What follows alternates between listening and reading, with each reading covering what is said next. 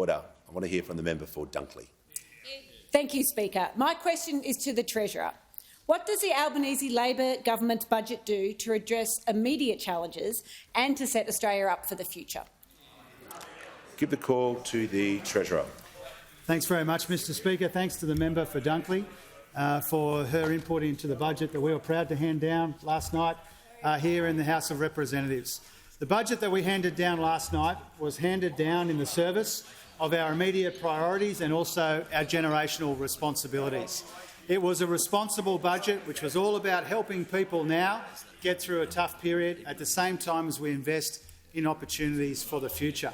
And it had 5 parts. The budget that we handed down last night had 5 important parts. The first one was to provide responsible cost of living relief provided to the most vulnerable, targeted towards the most vulnerable in a way that didn't add to inflationary pressures in the economy. Carefully designed so that it would take some of the sting out of these cost of living pressures without making inflation worse in our economy. The second part of the budget that we handed down last night were historic, game-changing investments to strengthen Medicare, including the tripling of the bulk billing incentive.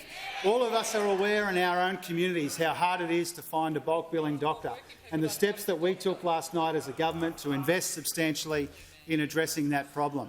The third part of the budget, Mr Speaker, were our plans to invest in growth and to lay the foundations for the future economy, with a particular focus on the vast and immense industrial and economic opportunities of the clean energy transformation, as well as how that opportunity interacts with what we need to do when it comes to technology and industry and small business as well.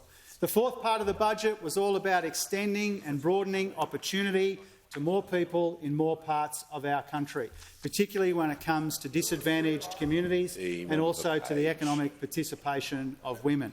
And I shout out my colleague, the Minister for Finance, for her work on that.